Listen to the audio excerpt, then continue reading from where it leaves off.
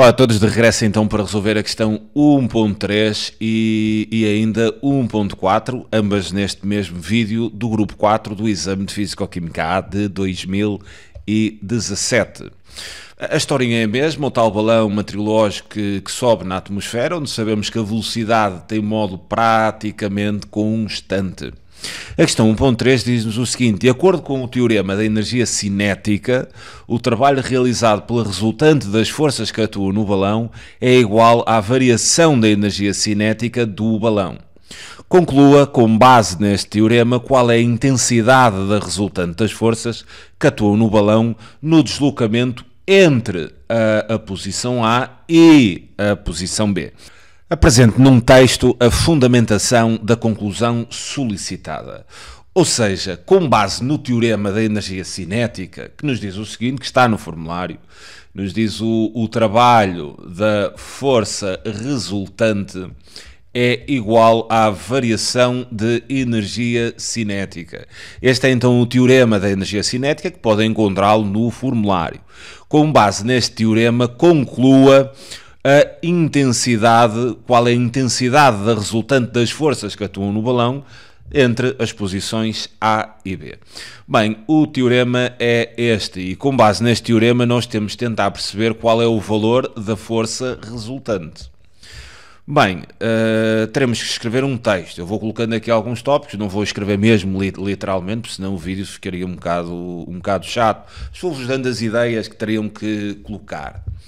Reparem que aqui no exercício é-nos dito que a velocidade é constante. E então o primeiro ponto que vocês têm que referir é como a velocidade é constante. Não coloquem CTE nos vossos escritos, né?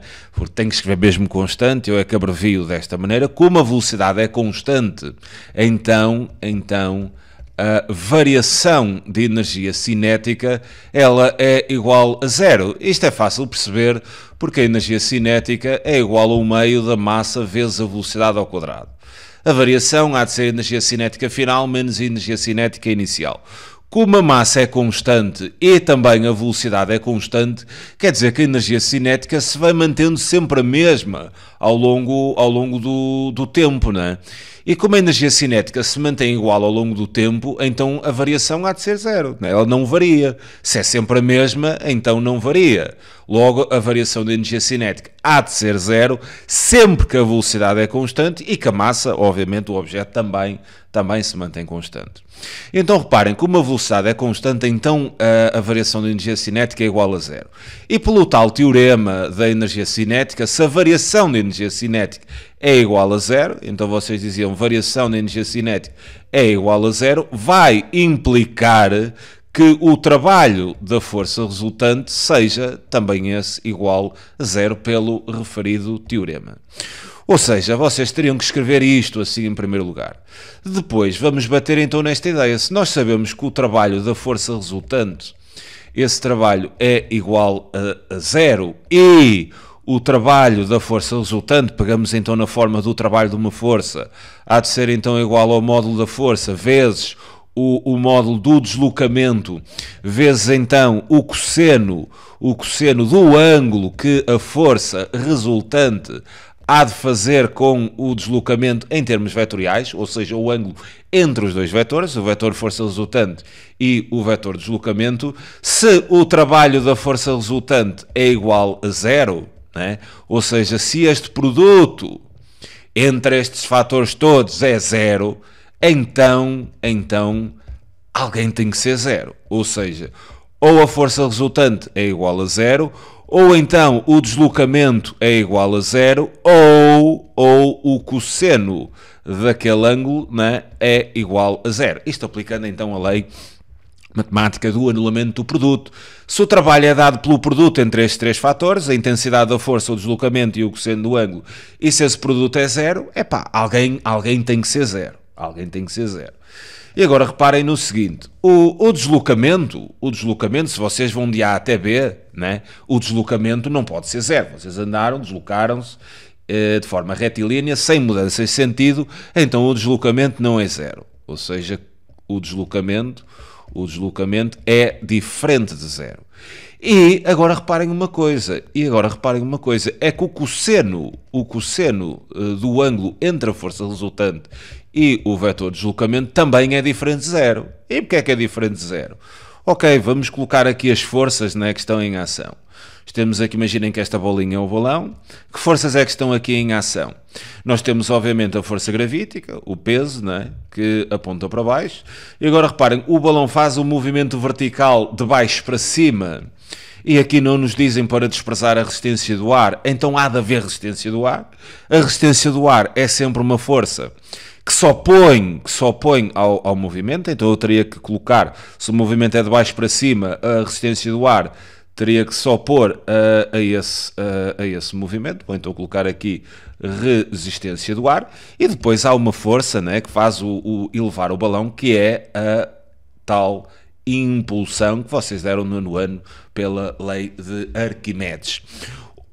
Reparem que a força resultante, né, há de ser a soma, né, de todas estas forças. O vetor força resultante há de ser a soma delas todas.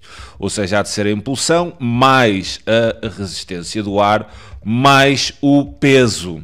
Onde é que eu quero chegar com isto?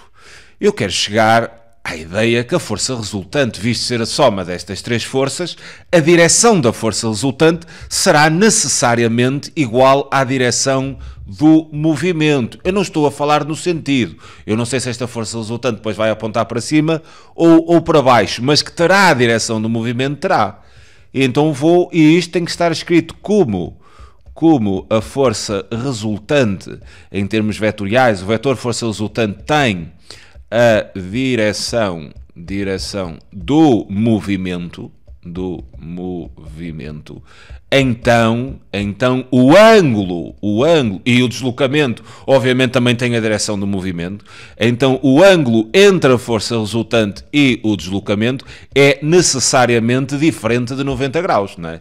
Se a força resultante vai ter a direção do movimento, ou o ângulo será zero, ou então o ângulo será 180. 90 graus nunca será. E como para que o cosseno de um ângulo fosse zero, esse ângulo precisava de ser 90 graus, então o cosseno do ângulo entre a força resultante e o deslocamento não é 90 graus, logo o cosseno é diferente de zero. Então, voltando aqui a esta ideia, se o deslocamento é diferente de zero, e se o cosseno do ângulo entre a força resultante e o deslocamento também é diferente de zero, logo, para o trabalho ser igual a zero, o valor da intensidade da resultante das forças terá que ser zero. Então escrevemos isso. Portanto, o valor da intensidade da força resultante que atua no corpo tem que ser igual a zero, e aí a questão estaria resolvida. Ou seja, vocês aqui teriam que escrever um texto, né, perante isto, batendo nestes tópicos todos. O que é que precisavam de colocar? Em primeiro lugar, o teorema da energia cinética diz-nos que o trabalho da força resultante é igual à variação da energia cinética. Referir que, como a velocidade é constante, então a variação da energia cinética é igual a zero. E se a variação da energia cinética é igual a zero, pelo teorema referido, isto implica que o trabalho da força resultante tem de ser igual a zero. Depois, explorar a forma de trabalho. O trabalho da força resultante é igual à intensidade da força resultante vezes o deslocamento, vezes o módulo do deslocamento, vezes o cosseno do ângulo entre a força resultante e o deslocamento. Para que esse trabalho seja igual a zero, ou a força resultante seria igual a zero, ou então o deslocamento seria igual a zero, ou então o cosseno do ângulo teria que ser zero. Pelo menos, algum destes três fatores tem que ser zero, de modo a que o trabalho seja zero. Referir que o deslocamento era diferente de zero, ou é diferente de zero, né? Porque no deslocamento de A a B, o deslocamento é feito de forma retilínea e sem inversão de sentido, logo não pode ser zero.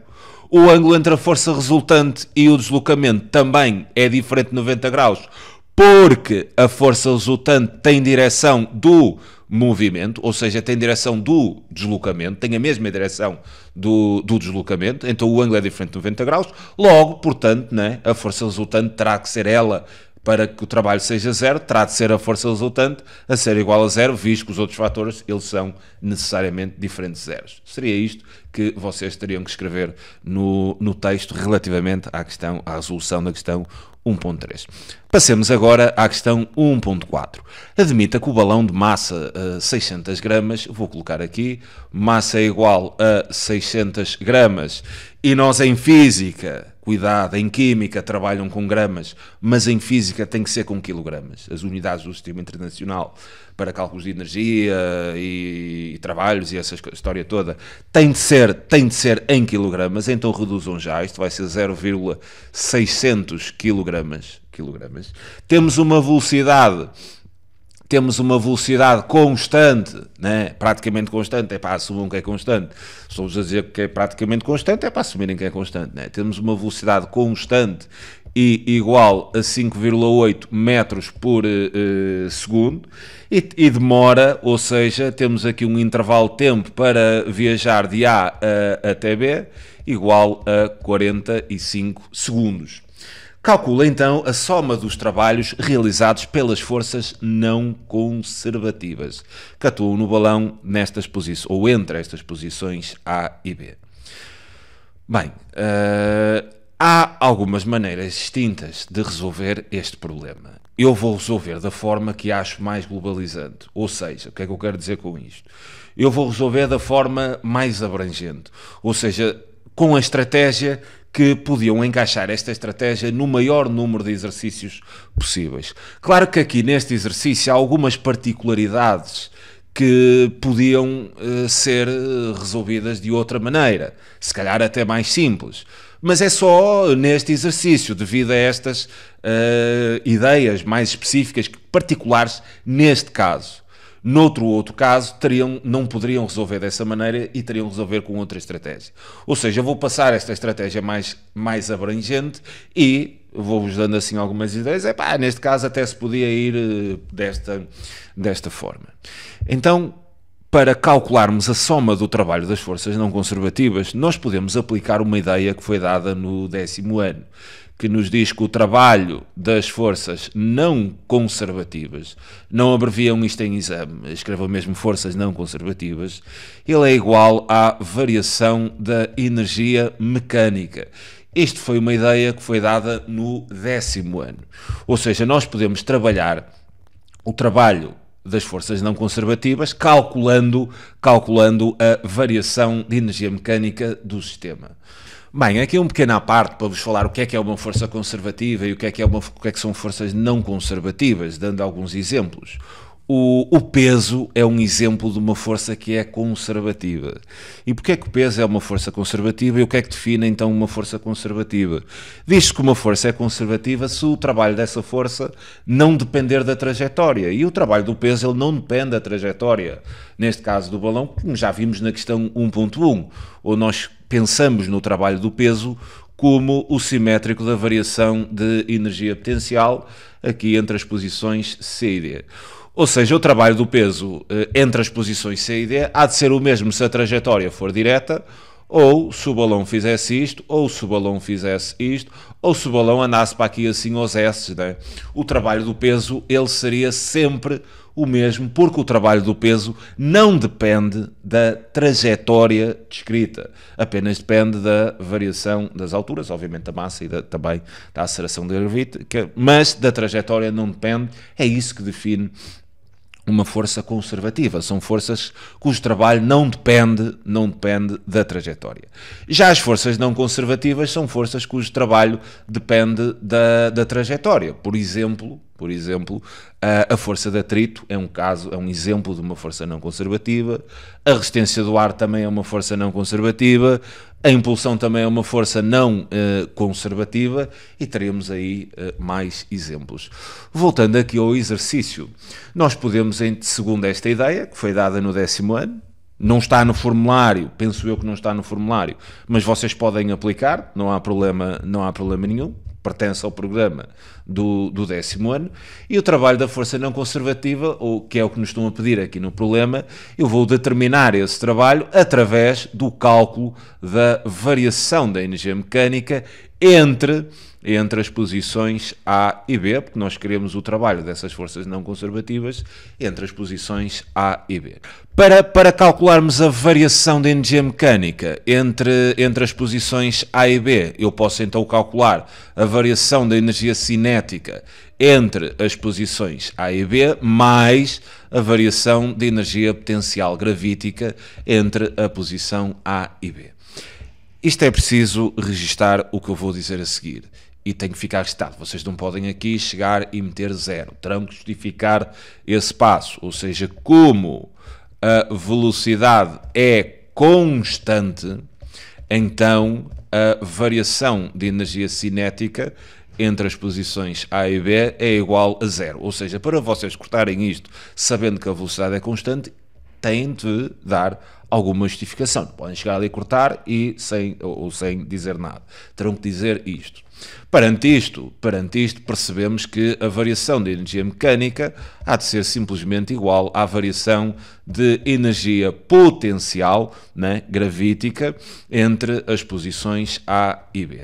Bem, vou abrir agora aqui a variação de energia potencial gravítica, que será massa vezes a aceleração gravítica vezes a altura que o corpo se encontra no ponto B, menos a energia potencial gravítica em A, que é massa vezes a aceleração gravítica vezes a altura em A.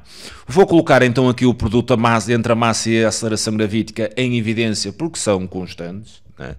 E então vou colocar aqui mg, abro parênteses, né? E terei aqui a altura em B menos a altura em A. Ok, tudo bem. Então a minha conclusão para fazer o cálculo das forças não conservativas, que é igual à variação de energia mecânica, e a variação de energia mecânica ela é igual ao produto entre a massa, a aceleração gravítica, e depois à diferença entre estas alturas. Podia colocar aqui variação, mas da forma que vou pegar no exercício, eu vou deixar estar isto desta forma. Nós já temos a massa, que são 0,600 kg.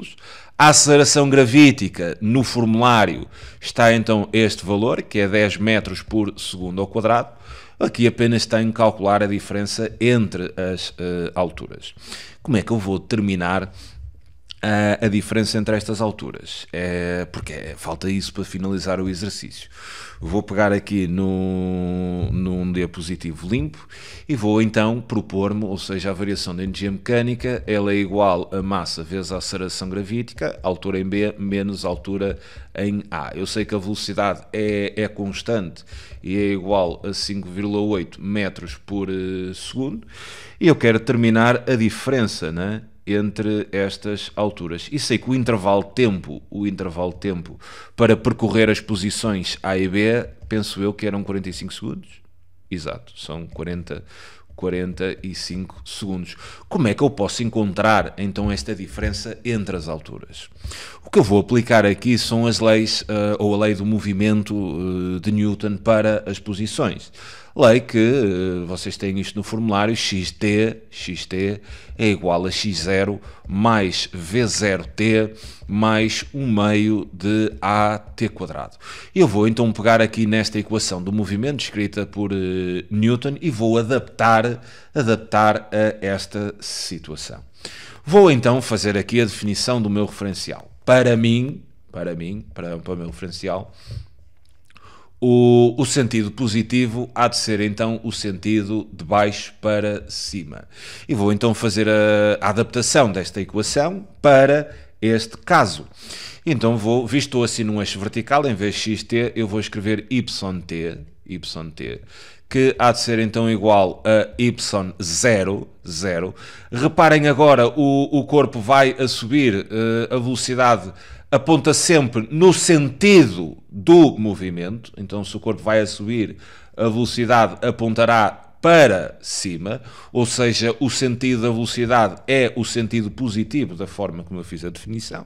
Então vou ter mais aqui V0t, e agora reparem que como a velocidade é constante, e está a implicar que a aceleração seja igual a zero, porque a aceleração é a variação da velocidade sobre o tempo, né? Se a velocidade é constante, ela não varia, o que implica que a aceleração seja então igual a zero. Podemos pensar isto de outra maneira, também dizendo que a força resultante, que a gente tinha calculado há pouco, era igual a zero, e pela segunda lei de Newton, força resultante, ela é igual ao produto entre a massa vezes a aceleração, né? Se esta força resultante fosse igual a zero, como a massa é diferente de zero, então a aceleração teria que ser igual a zero. Atenção, aqui um pormenor, é que vocês, aquele lá não é o G, a aceleração gravítica. Não, cuidado. Aquela aceleração ali só é gravítica quando a única força que atua no corpo é o peso. Só nesse caso. Se a única força que atuasse aqui no corpo fosse o peso, então ok, aquela aceleração seria a aceleração gravítica, porque se fôssemos por força resultante seria igual à massa vezes a aceleração, pela segunda lei de Newton. Se esta força resultante fosse unicamente ela o peso, nós teríamos massa vezes a aceleração.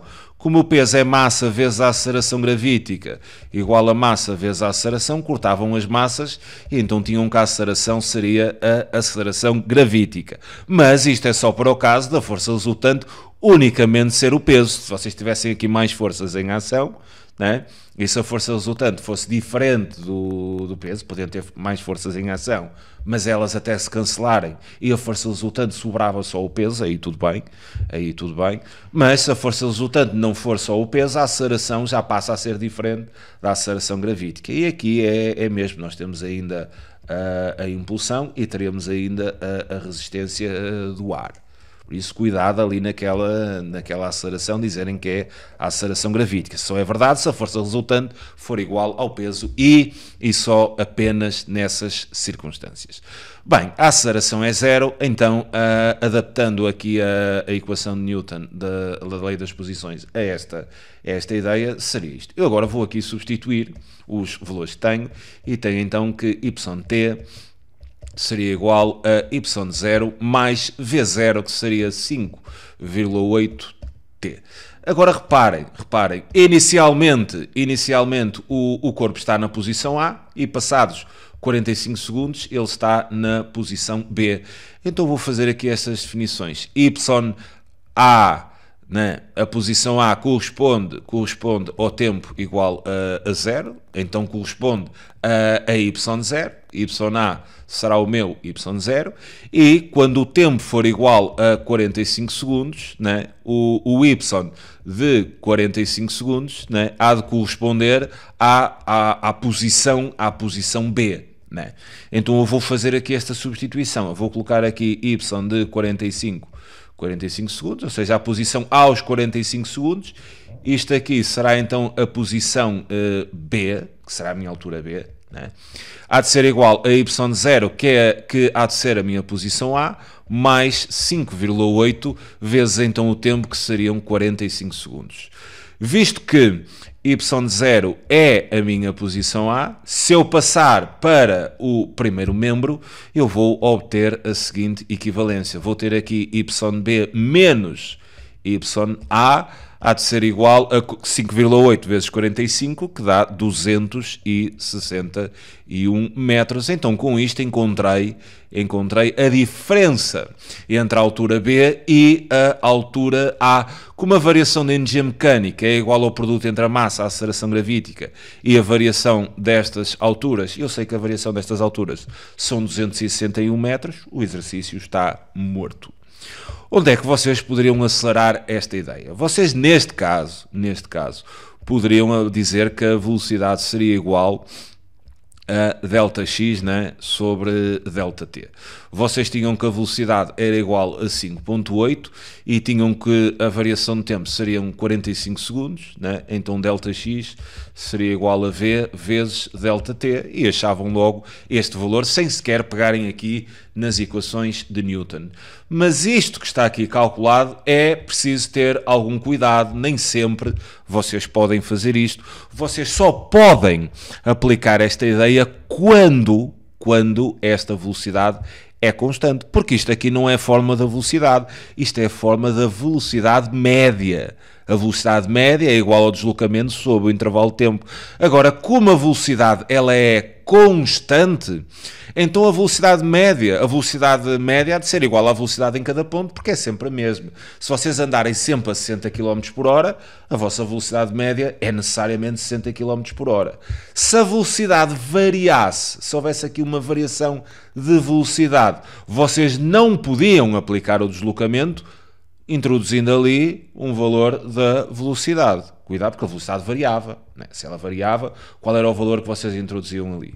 Isso é preciso ter cuidado com estes casos. Se a velocidade não fosse constante, este caminho não poderia ser aplicado e teriam mesmo que fazer isto pelas equações do movimento. Daí eu ter feito pelas equações do movimento para vos dar uma ideia mais abrangente destas situações. Perante isto, vamos então finalizar o exercício. Nós sabemos que o trabalho das forças não conservativas é igual à variação de energia mecânica e sabemos que a variação de energia mecânica há de ser mg vezes HB menos HA, ou seja, a massa é 0,600 vezes a aceleração gravítica, que é 10, vezes aqui a variação das alturas, que seriam 261 metros, fazendo aqui as contas, isto dá 1566 joules, e assim temos o exercício resolvido. Fico-me então por aqui, volto já de seguida para resolver o exercício 2 do exame. Até já.